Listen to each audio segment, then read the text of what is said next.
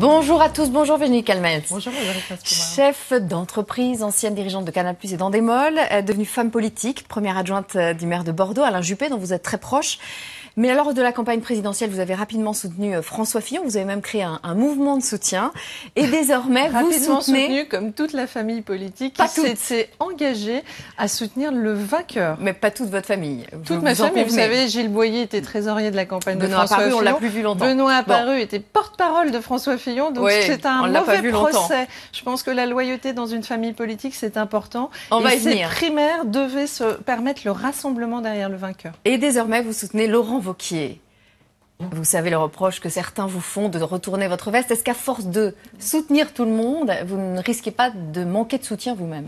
Vous savez, je pense qu'il faut bien regarder ce que sont ces élections.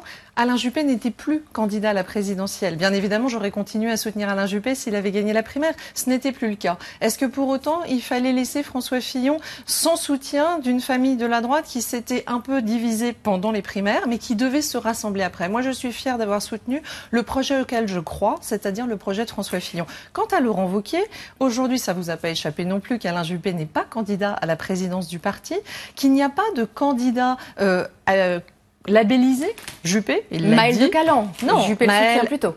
Non, Alain Juppé a dit et répété qu'il ne soutiendrait personne dans cette élection. Maël de Caland, comme moi-même, comme d'autres, avons fait campagne ensemble aux côtés d'Alain Juppé. Aujourd'hui, il porte une candidature plutôt générationnelle, qui d'ailleurs ne vise pas à rassembler que des juppéistes.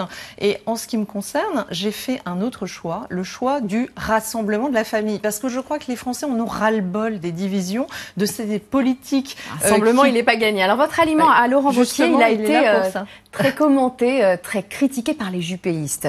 Et le Canard enchaîné a rapporté des propos qu'aurait tenus Alain Juppé.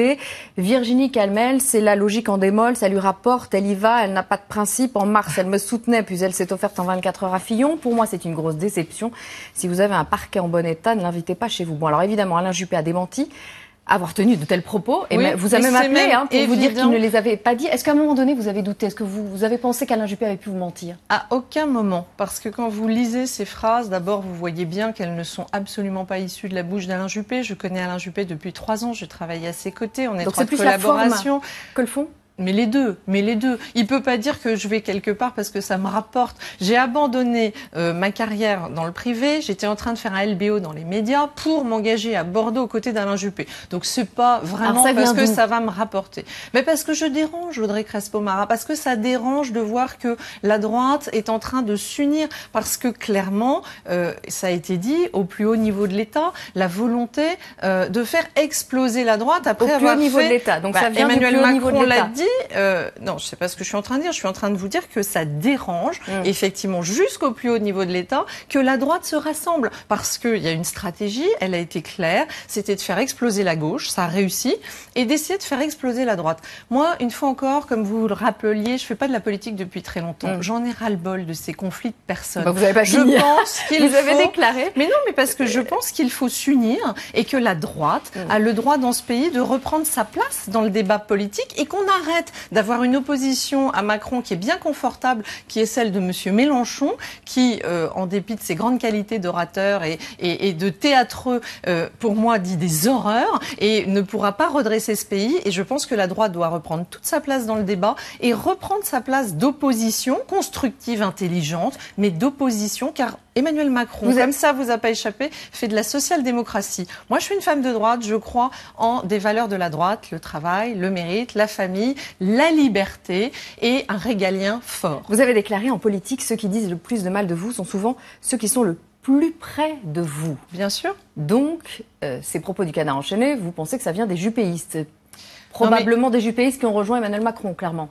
Écoutez, j'en sais rien. En attendant, ce qui est sûr, comme je l'ai tweeté, à qui profite le crime? Pourquoi veut-on tant que ça me dissocier d'Alain Juppé? Moi, j'essaye d'être loyale et fidèle à l'homme qui m'a fait venir en politique il y a 3 ans, qui s'appelle Alain Juppé. Alain Juppé est le fondateur de l'UMP. Vous savez que il a été le premier président. Oui, mais pardon de vous dire que certains de ses proches ont fait un autre choix qui, pour moi, n'est pas totalement dans la lignée d'Alain Juppé.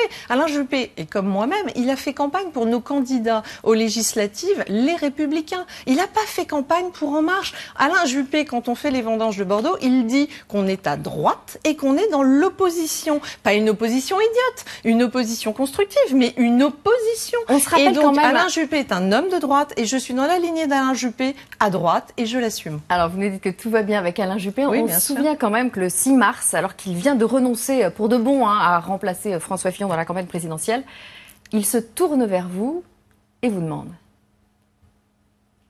Qui est la juppéiste de service? Vous êtes toujours juppéiste, Virginie?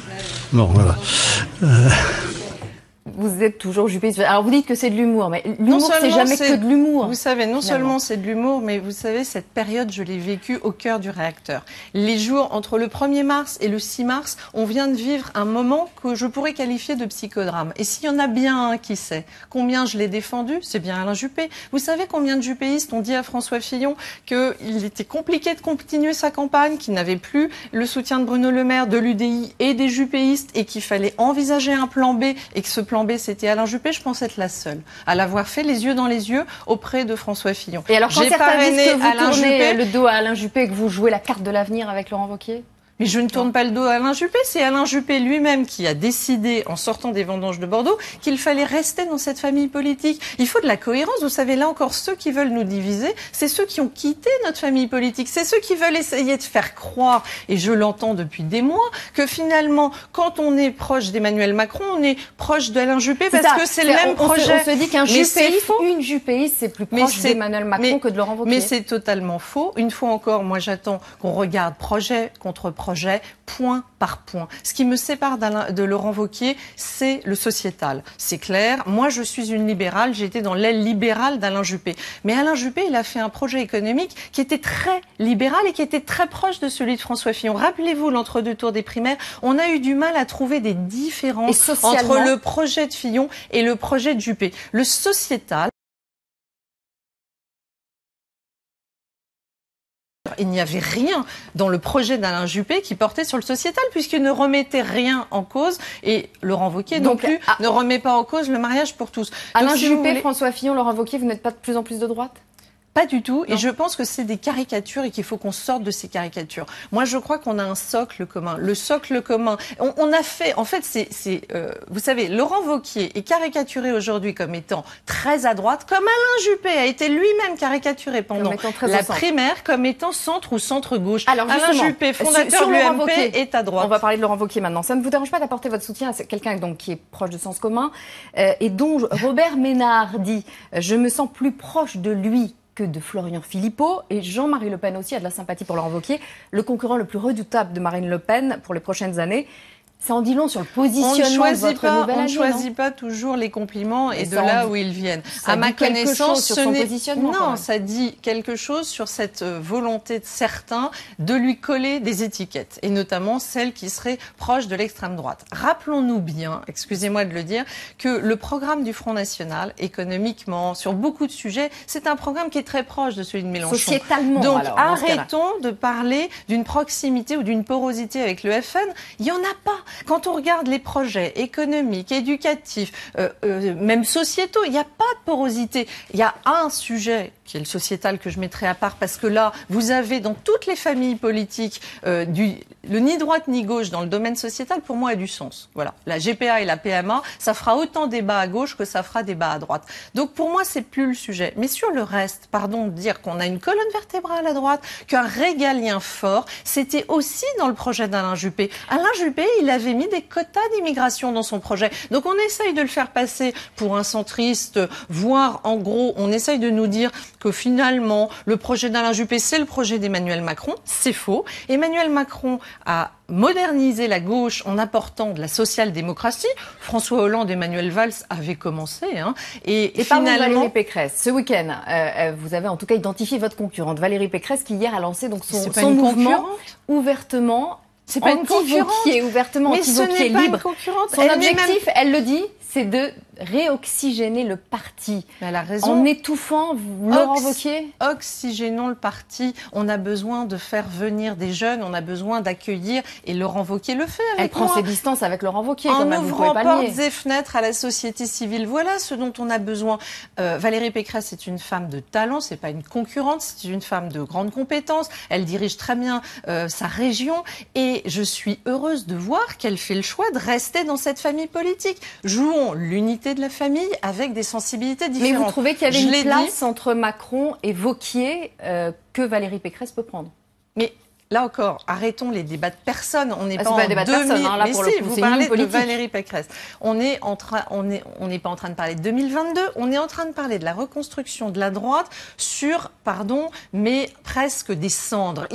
La maison, elle n'est pas en feu, elle a brûlé. Maintenant, on va reconstruire ensemble. Mais quand on crée un mouvement, même dans le parti, on prend une certaine distance. Mais moi, j'ai créé mon mouvement bien avant. Je l'ai créé après la primaire. Droite libre. Voilà, droite libre, parce que je suis libérale, parce que je souhaitais fédérer les libéraux, parce qu'il y avait des gens notamment des jeunes, qui se retrouvaient davantage dans un profil d'une femme chef d'entreprise très récemment engagée en politique que dans des structures de partis. Donc Valérie Pécresse joue l'union et le rassemblement, vous trouvez? Les Républicains. Non, ce que je dis, c'est que je note qu'elle ne se présente pas à la présidence du parti et qu'elle reste à l'intérieur de la famille, qu'au sein de la famille, elle veuille faire vivre une autre sensibilité, mais bien évidemment, de toute façon, cette famille, c'est bien avant tout ça. C'est historique. L'UMP, c'était les gaullistes sociaux, la droite traditionnelle, les libéraux. Continuons sur cette union de ces trois idéologies. De l'ouragan Irma. Hier, dans le grand jury, Éric Ciotti, qui est lui aussi, comme vous, un nouvel allié de Laurent Wauquiez, a critiqué la gestion de l'ouragan Irma par Emmanuel Macron et le gouvernement, parlant d'une défaillance de l'État. Est-ce que vous aussi, vous en feriez un argument politique? Est-ce que vous y voyez une polémique et est-ce que vous appelez aussi, comme la France Insoumise par exemple, à ce qu'il y ait une enquête parlementaire? Ça ne vous a pas échappé que je n'ai pas rallié Laurent Wauquiez. Nous avons décidé de faire un tandem avec chacun nos lignes et nos sensibilités qui sont complémentaires. Ça veut dire que je ne vais pas forcément toujours dire exactement la même chose que Pierre-Paul ou Jacques sous prétexte qu'ils sont soutiens de Laurent Wauquiez. En l'occurrence, Éric Ciotti parle d'une enquête parlementaire. Moi, je pense d'abord et avant tout, bien évidemment, aux victimes, au drame qui s'est passé. Je ne suis pas compétente pour juger si l'État a été ou non défaillant en la matière. Il y a une enquête parlementaire qui est demandée. Gérard Collomb a accepté cette enquête. L'enquête dira si oui ou non il y a eu un manquement. Vous êtes favorable à cette enquête, mais vous ne l'auriez pas demandé vous-même. Ça ne me choque pas que certains la demandent parce qu'ils comparent peut-être les forces de sécurité qui ont été déployées par la France versus ce qu'ont fait les Néerlandais. Donc, moi, une fois encore, je ne suis pas sur le terrain, je ne sais pas exactement. Il y a une polémique aussi sur le nombre de forces de l'ordre qui étaient déployées sur le terrain, mais je ne trouve pas absurde que certains puissent s'en étonner, voire demander une enquête parlementaire. Mais vous ne l'auriez pas déclenché vous-même. Vous la soutenez, disons que vous allez dans ce sens, sans pour autant vouloir raviver la polémique. Voilà, clairement, je ne suis pas là pour créer des polémiques. Moi, j'ai envie qu'on construise la droite de demain et qu'on construise des solutions pour notre pays. Emmanuel Macron s'en est pris aux fainéants qui ne veulent pas des réformes. Les fainéants, c'est qui selon vous? Et est-ce que vous partagez ce propos? C'est pas si loin de la phrase de Laurent Wauquiez, le cancer de la France, c'est l'assistanat, c'est pas si loin de ça. Non, mais ne mélangeons pas tout. Je pense que là, derrière ça, on voit une grande maladresse dans les mots. C'est pas la première fois. Emmanuel Macron a déjà commis quelques maladresses. On se rappelle les illettrés de Gade ou les alcooliques dans le Nord. Bon, parfois, il peut avoir des formules qui sont pas très heureuses. Je pense que ça peut choquer les Français. Moi, personnellement, effectivement, ça me choque. Néanmoins, une fois encore, ne créons pas des polémiques sur l'écume.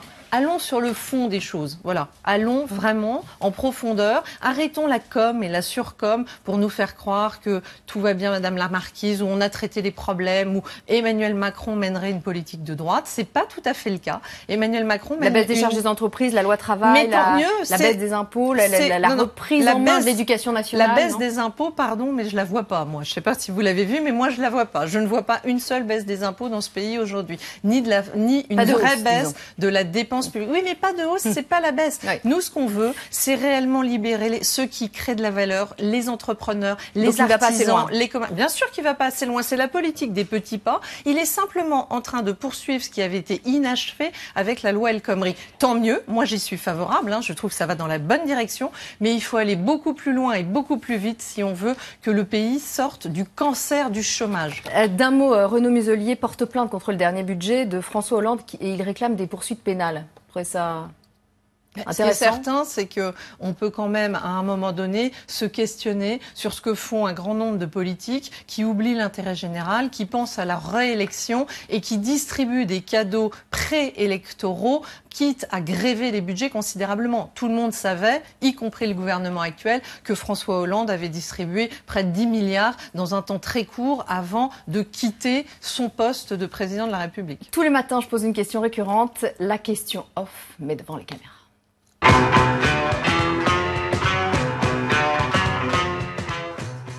C'est off, entre nous. Vous, la chef d'entreprise, femme de la société civile, vous avez peut-être, sans doute, hésité à franchir le Rubicon, à rejoindre Emmanuel Macron. Pourquoi ne pas l'avoir fait? Est-ce que c'est parce qu'il n'y avait pas une place assez grande pour vous? Pas du tout. C'est parce que je ne crois pas au ni droite ni gauche. Je crois que nous avons clairement des différences idéologiques. Emmanuel Macron, il a toujours voté à gauche. Il a voté Ségolène Royal, il a voté François Hollande. Il a un marqueur, pour moi, d'une gauche moderne, d'une gauche rénovée, d'une gauche social-démocrate. Moi, je suis une femme qui suis profondément à droite, parce que je veux un régalien fort dans ce pays, parce que je pense que parler d'immigration, c'est être pragmatique, et c'est pas abandonner ça au Front National, surtout pas, mais que je n'ai aucune porosité avec le FN, tout en étant bien à droite, en voulant revaloriser le travail, le mérite, la famille, la sécurité. C'est deux valeurs qui ne sont pas exactement les mêmes. Merci beaucoup Virginie Calmens. La suite de la matinale avec Pascal. L'info en 5 minutes.